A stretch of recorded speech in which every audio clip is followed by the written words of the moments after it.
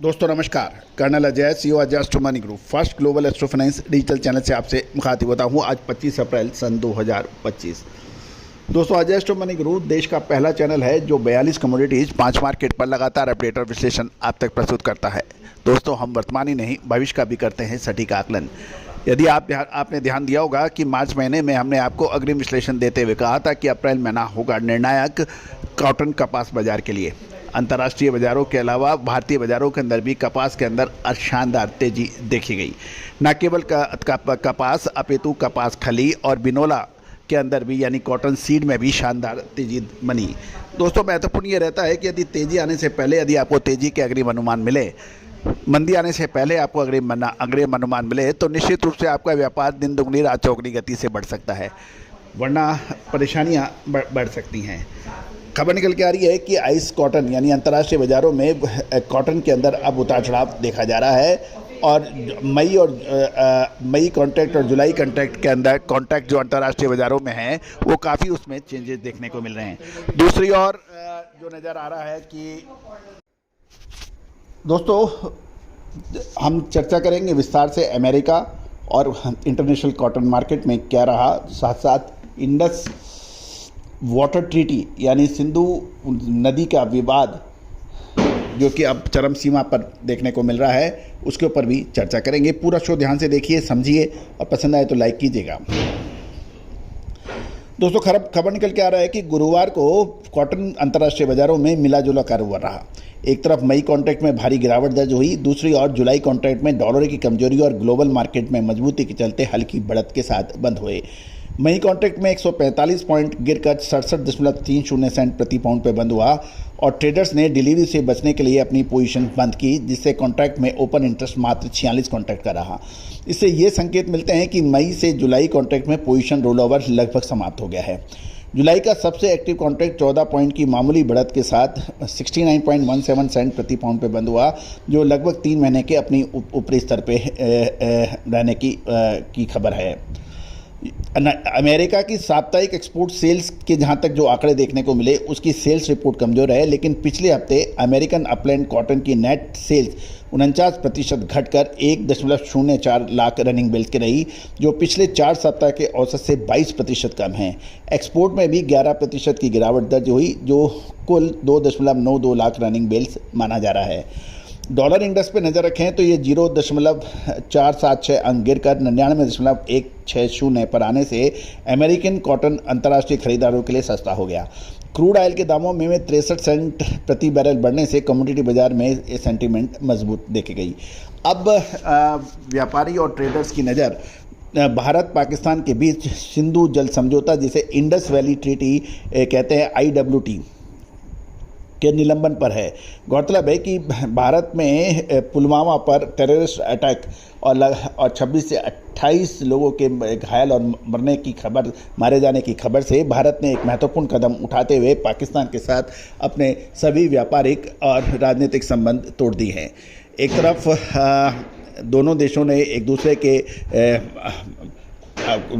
दूतावास को खाली करने के लिए बात की जा रही है। राजनीतिक को वापस जाने के लिए कहा गया है। वीज़ा पर जो भारत और पाकिस्तान में दोनों जो निवासी आए हुए हैं, उनको देश छोड़ने का अल्टीमेटम दे दिया है। दूसरी ओर सामरिक तैयारी दोनों देश कर रहे हैं। तो दोस्तों, इससे जियोपॉलिटिकल टेंशन अचानक बढ़ गया है और इसका असर इंडस वाटर ट्रीटी, जिसे सिंधु जल समझौते के रूप में जाना जाता है, भारत ने उसको निलंबन कर दिया है और पाकिस्तान ने भी काउंटर इफेक्ट देते हुए शिमला समझौते की सारी समझौते रद्द करने की खबर बाजारों में आ रही है। भारत के इस कदम से अमेरिका के कॉटन प्रोडक्शन को बड़ा नुकसान हो सकता है। गौरतलब है कि पाकिस्तान ग्लोबल टेक्सटाइल मार्केट का प्रमुख प्लेयर माना जाता है और उत्पादन घटने और उसे कॉटन यदि उत्पादन घटता है तो उसके लिए उसको कॉटन का ज़बरदस्त आयात करना पड़ सकता है। इससे ग्लोबल स्तर पर कॉटन की मांग बढ़ सकती है, जिसका फ़ायदा अमेरिकी, ब्राज़ील और ऑस्ट्रेलिया जैसी प्रमुख कॉटन एक्सपोर्टर्स कंट्रीज़ को मिलने की संभावना है। आने वाले दिनों में कॉटन के वायदे में तेज़ हलचल की संभावना बन सकती है।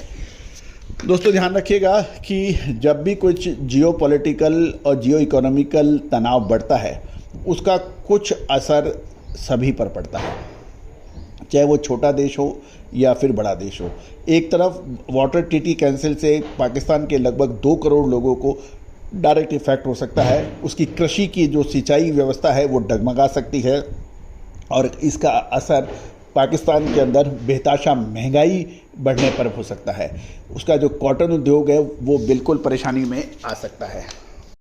गौरतलब है कि यदि पाकिस्तान का देखा जाए तो पाकिस्तान की कॉटन जिनर्स एसोसिएशन के अनुसार कॉटन की पैदावार खासकर बोल फॉर्मेशन स्टेज के दौरान पानी की कमी से 25 से 30% गिर सकती है। फाइबर क्वालिटी कमज़ोर पड़ने से अंतर्राष्ट्रीय बाज़ारों में पाकिस्तान के कॉटन की जो कंपटीशन करने की क्षमता है उस पर असर पड़ सकता है। दक्षिण पंजाब, पाकिस्तान के दक्षिण पंजाब समेत प्रमुख कॉटन उगाने वाले इलाकों में पानी की कमी के चलते ज्वार बाजरा जैसी कम पानी की फसलों की तरफ रुख कर रहे हैं। 2024 में एग्रीकल्चर स्टैटिस्टिक ब्यूरो की रिपोर्ट के मुताबिक कॉटन का खेती रकबा पहले ही 12% घट गया है और जब इंडस वाटर ट्रीटी के सस्पेंशन से ये गिरावट और तेज़ हो सकती है। कॉटन पाकिस्तान के करीब 16 बिलियन वाली टेक्सटाइल इंडस्ट्री का आधार है, जिससे देश की पाकिस्तान की कुल एक्सपोर्ट का 60% आ सकता है। पानी की कमी से कॉटन की सप्लाई चेन बाधित होने के कारण ginners yarn manufacturing export based textile मिलों को भारी आर्थिक नुकसान उठाना पड़ सकता है। इससे करीबन 15 लाख किसान पाकिस्तान के आय और रोजगार पर सीधा संकट पड़ सकता है। गौरतलब है इससे पाकिस्तान के लगभग $2 बिलियन तक की सालाना एक्सपोर्ट में कमी आ सकती है। गौरतलब है कि यदि साल 2024 में देखें तो पाकिस्तान ने करीब 50 लाख गांठें कॉटन की आयात किया था, जो एक साल की पहले की तुलना में लगभग 30% ज़्यादा है।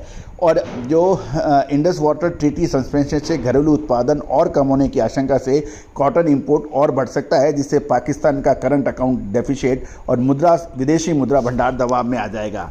इंडस रिवर सिस्टम पाकिस्तान की खेती का लगभग 80% सिंचाई करता है, ध्यान दीजिए, जिससे गेहूं चावल जैसी प्रमुख फसलें हैं। पानी की कमी से खाद्य सुरक्षा पर असर हो सकता है, साथ ही इंडस नदी पर बने हाइड्रो पावर प्रोजेक्ट प्रभावित हो सकते हैं। इससे पाकिस्तान में बिजली का संकट भी गहरा सकता है।